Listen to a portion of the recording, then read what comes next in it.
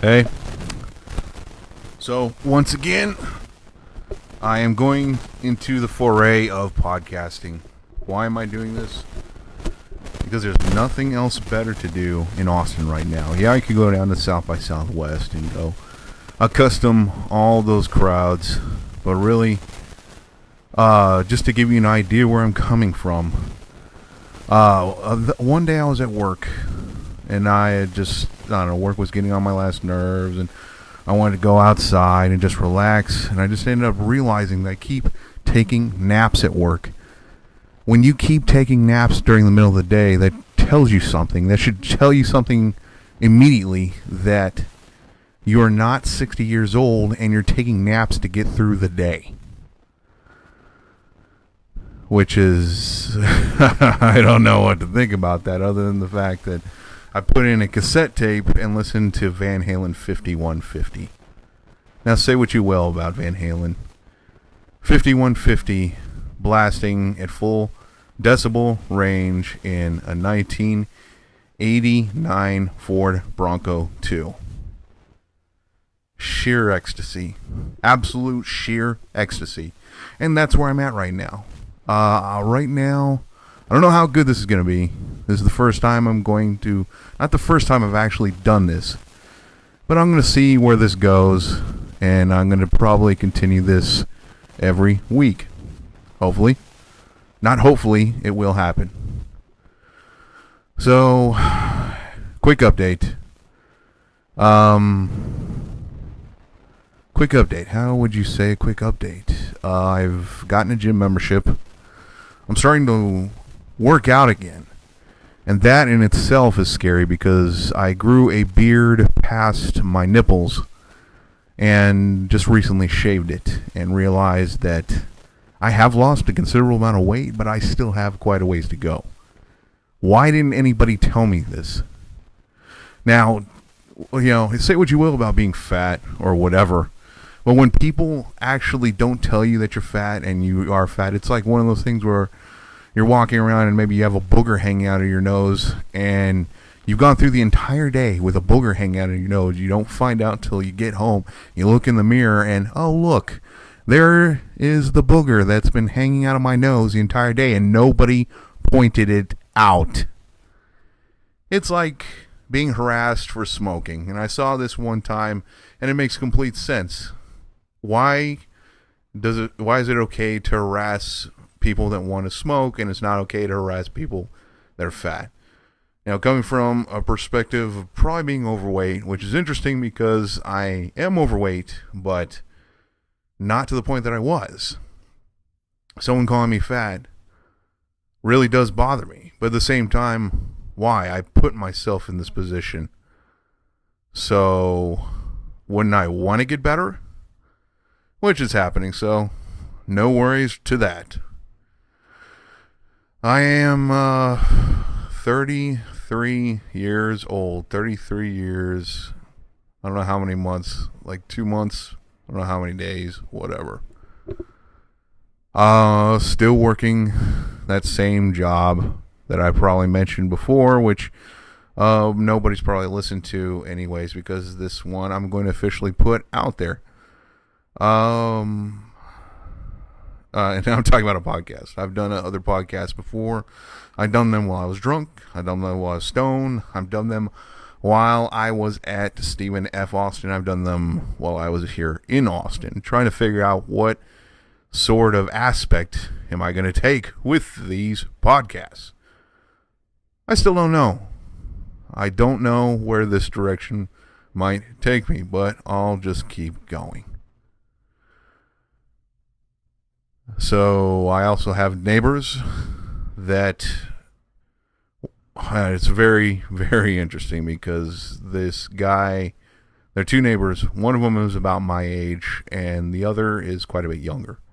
They're both into electronic music and they're actually both very talented. One is now a drug dealer though. The other is trying to very desperately to extricate himself away from the other. How do you tell somebody that?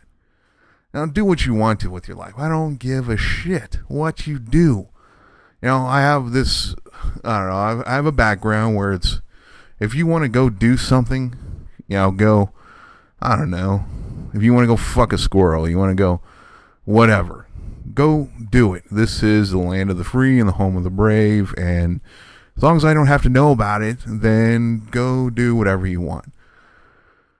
The fact that I know that one of our neighbors is a drug dealer makes me want to call the cops on him continuously, because despite, again, you have your parents telling you, oh, don't deal drugs, it's bad for you. Well, it's bad. It's retarded. It's absolutely stupid, because there's a chance that you might get caught. With drugs, I've tried everything possible to get everything out of my system. I don't smoke cigarettes anymore. I very rarely take caffeine or drink caffeine of any sort. So, again, that keeps me on an even keel, and especially since I wake up, I don't know, I'm going to try to wake up early in the morning and basically, try to get my thyroid restarted, I guess. I don't know, because again, I've done this before, and again, not to get off topic, but I've been this overweight, and I keep saying this because, again, this is the first day after daylight savings time has come back on. I've done jack shit. Now, I don't know why, other than the fact that it's my damn job. And those of you who have these types of jobs out there, it's soul-sucking. You're not doing what you should be doing. This podcasting, I fully believe that I should be doing some sort of art. But again, the fact that there's no outlet for me right now because I decided to go back to college and get a theater degree is beyond my comprehension level at this point. And as many times as I want to bitch and moan about it, who wants to hear that shit anymore? Nobody wants to hear anybody bitch and moan about something like that. I went to college. I was one of the lucky ones that actually was able to go, despite the fact that I'm in so much debt right now that I cannot even believe, or cannot even think or fathom to understand, not understand, but remind myself that I am in deep shit. But that's neither here nor there. Austin, how long has it been since I've been here? It's been about 4 or 5 years. Still living with the same roommate. He's good old Rusty. He's just a good old guy, man. He's a decent dude. I am somehow still lost. I've been here in Austin for 5 years. I've never been in a place where it officially feels like so much like home, but I still feel genuinely lost.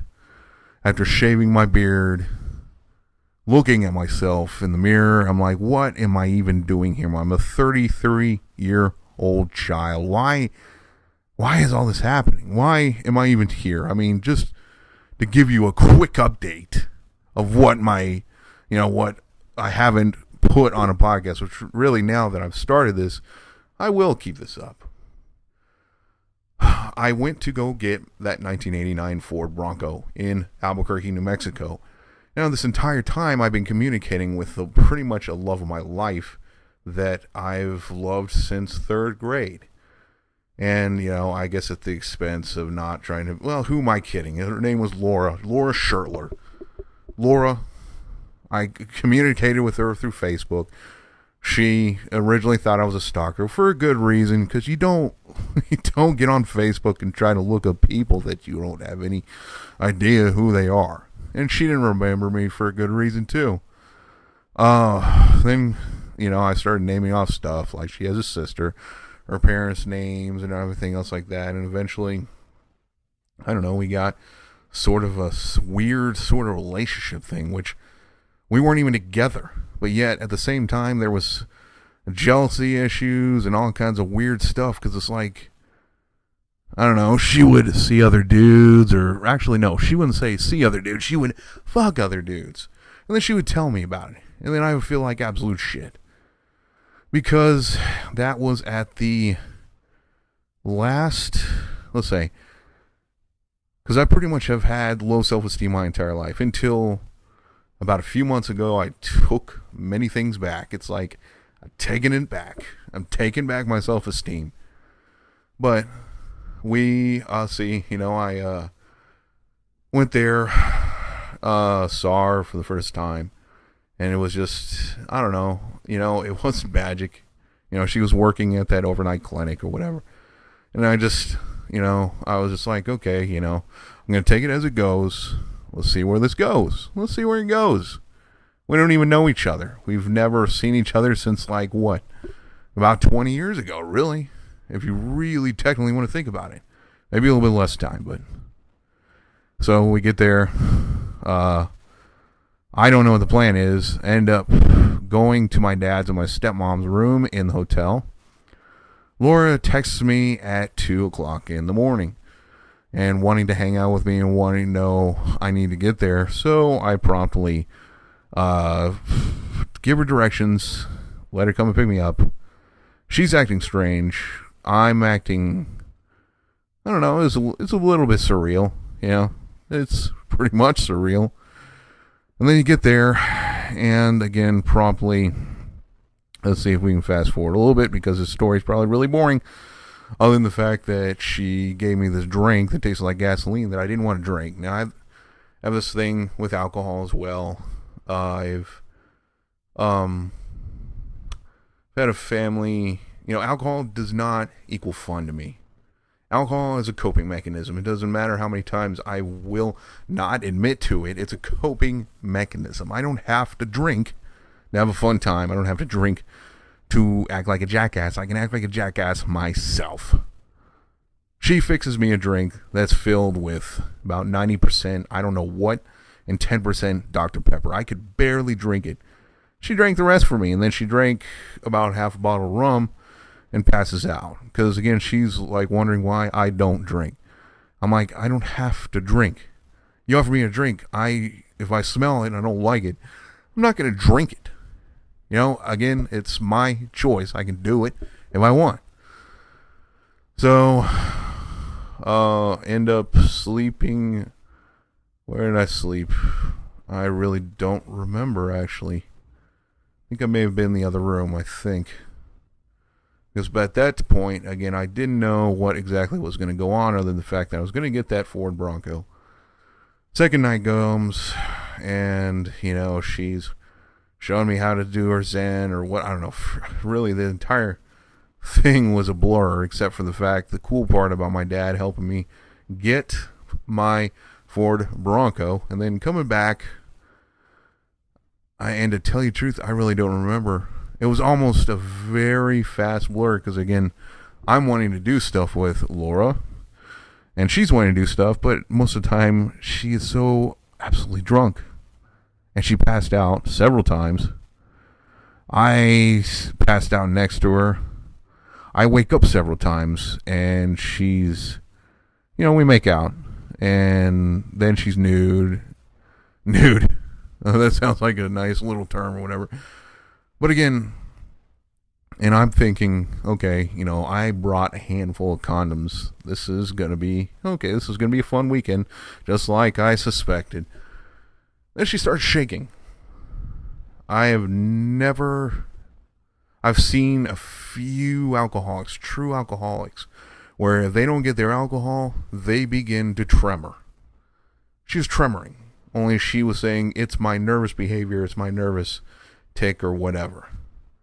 I very quickly realized that this is a tremor. So, at the same time, she is in bed, completely naked, tremoring, wanting me to go get her Gatorade, orange juice, all that other stuff, because I genuinely felt bad. I'm not one of those fuckers that goes and basically fucks a chick. Not to mention the fact that there was that, and then there was the many things that she said, including one of them how her guys only use her for her holes.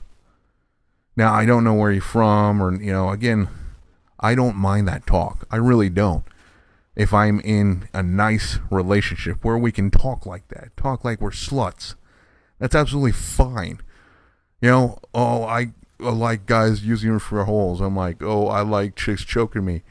That is okay as long as I'm with somebody that I trust. She didn't even know me, and she's telling me this. And by this time, all of a sudden, I'm a 32-year-old man looking at her, at a 32-year-old woman with 27 piercings. Yes, that's right, 27 piercings, and she's not even an artist. And I'm thinking to myself, what is wrong here? What deems her? I just cannot believe all the shit that's coming out of her mouth. It was very, very, very surreal. For the other fact that it was rainy. Many times I brought a pack of smokes, and I, thank God for cigarettes. My goodness, I would not have made it through that weekend because, again, we were, I don't know, we made to the point where I thought everything was going fine. And then she wanted me to stay, and I'm like, I can't. I have to basically drive back with my dad, who's being nice enough to pick up my car with me. She immediately just extricates me and just says nothing. Now, I'm not used to her behavior, as she puts it. By this time, I've had it. I just wait, and then I get really sick and disgusted with myself, and then I walk promptly downstairs in her, what do you call it, loft apartment or whatever, and call my father and say, yeah, I'm ready to be picked up again. I'm sorry about everything. I wanted to see what this was about, and very quickly figured out what it was about. She was wanting, I don't know what she was wanting. If she wanted to be a nice casual fuck, well, by all means, I would have easily have done that. But again, we didn't even know each other. And by that time, my dad came to pick me up, and it was kind of funny because we went to go see the balloon festival, or what was left over from that. Meanwhile, I had not taken my morning dump. So we're sitting outside, and I'm grumpy because I don't know if you have like a regular schedule for your dumps. If you don't take your dump on time, you get cranky, or at least for me too, I get sleepy. It's very funny and strange, but I'm sitting there cranky, not sexed up at all, and realizing that this was a waste to stay with Laura, and then feeling apologetic because once again, not once again, it just feels like I've let my dad down, but thankfully he said absolutely nothing. They were absolutely, especially my stepmom as well, they were absolutely fine about it. I don't know what they automatically assumed, other than the fact that I was going to stay with Laura and everything was going to be fine. And all this kind of planned out, and all she ended up doing was tremoring and scaring the shit out of me, basically, and sleeping, and not taking a shower for 3 days, and not changing her clothes for 3 days. And what's funny is that really didn't matter, other than the fact that it was just kind of like a context clue. She still smelled great. I don't know if it was her pheromones. I don't know what. She didn't smell bad. There's nothing inordinately wrong about it, other than the fact that you begin to pick context clues out, and you're thinking, oh, she's slept for about 16, 18, 20 hours. I've been awake, wandering around. What do I do? Are we going to fuck? Should I wake her up? And then all of a sudden I wake up and she's completely naked all over me. And, I'm ready to do stuff, and she starts tremoring. But again, that is pretty much the story of my love life. And at the same time, this has basically been happening. There is another girl from Stephen F. Austin, her name Adele. Adele was one of those girls that right off the bat that you were meant for each other. And unfortunately, at the time, I was too intent on focusing in on school. Now, later on, we decided to do stuff, and even then, we didn't really do stuff because, again, she was too afraid to do actual whatever. I don't even know what you would call it, because we really never did anything. I went to visit her, and I thought everything was fine, and then she didn't feel like it. But at the same time, she was also dealing with many, many problems. None of which I faulted her for, other than the fact that after I visited her, I thought we were going to stay friends for a bit. And then she brings up the fact that she wants my boner. And I'm like, well, I do. I want you too. Now, she's not ornately hot, other than the fact that there's something about her. Again, I had the same experience with a chick at work that she smelled like B.O. She was a very pretty Hispanic chick, but she smelled like B.O. And B.O. was a major turnoff. But, and I hate even admitting it now, it's B.O., but it fucking turned me on like no other. It's, I couldn't explain why. I don't want to, do crap with B.O. or anything like that, other than the fact that this girl was an extremely beautiful Hispanic woman who you could smell her B.O., but she just turned me on like no other. So again, with Adele,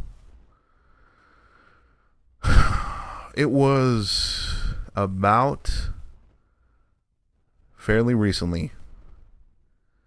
I just started thinking about Laura, and I think it was the trip back. And, my dad, and it felt really cool to be hanging out with my dad. I miss him. I miss my parents. But, came back and realized that Adele keeps telling me the same shit over and over again on the phone. Over and over again. Over and over.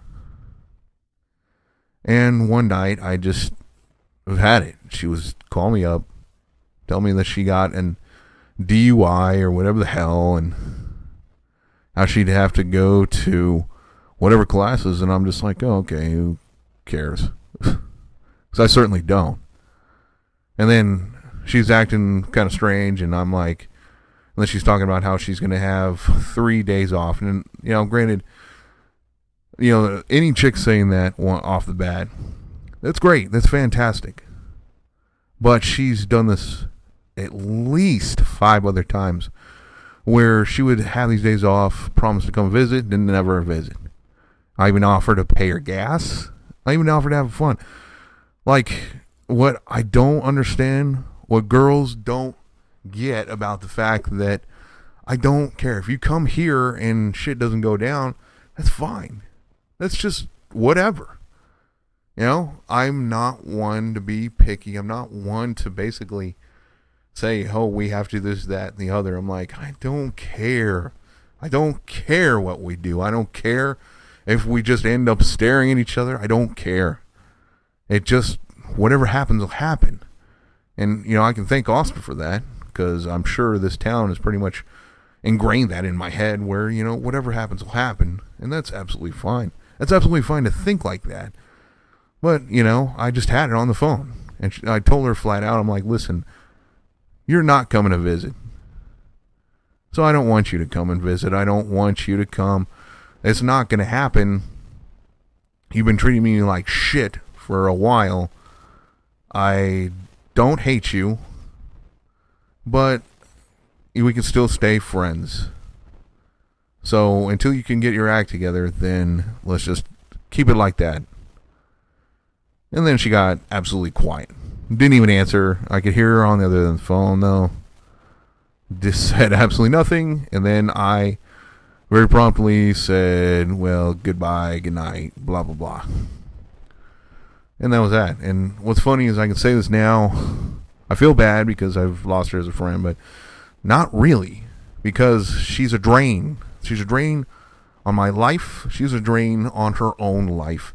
And until she gets herself out of that dark depression, just like a lot of people are stuck in their own dark fantasies, dark depression, whatever you want to call it, you have to get yourself out yourself.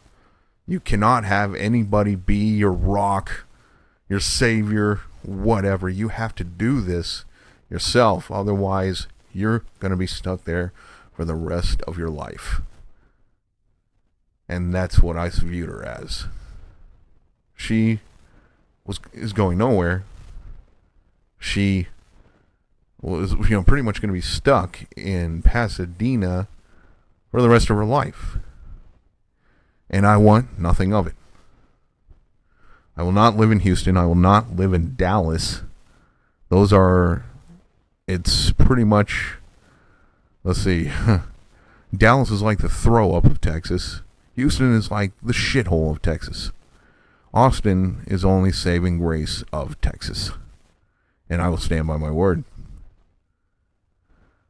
But it's basically taking your life back. In the last few months, it's been me taking my life back. Giving myself some self-respect. I don't even know if that's the right way you say it. I mean, even my best friend from college, whom I could talk to about anything, I don't call that much because he's so fucking negative. And how do you tell somebody that? Because if they don't know that it's happening, they don't, again, maybe it's my fault for not saying it, but again, I feel like would be my fault for saying it. Because if he can't see it, then who am I to say anything? Other than the fact that I am better from not talking with him. That's just it, Maybe he will change. Maybe he won't. It's what happens when you're an adult. You just move on. I don't hate him. By all means, I don't hate him. I don't hate anybody. I don't hate a single person. But I'm not going to be exposed to the negativity that I was when I was a kid. I'm not going to be exposed to negativity, period. This is a new dawn. This is a new age. I don't put up with shit. Like, if you fuck with me, I don't give a fuck. Don't piss me off either, otherwise I will pretty much tell you to your face. Except for at work, and then I'll be use tact. But if we're not in work, then I'm going to fucking tell you what is up. That's just the way I am. That's the way I've always been, but now it's even more so because I have self-respect. And let's end this for now. I'll tell everyone some more stories. I'll tell everyone some updates. And again, usually before I would say like if people care, but people do care. That's the point of why I do this. That's the point of why I keep trying to do art. People do care.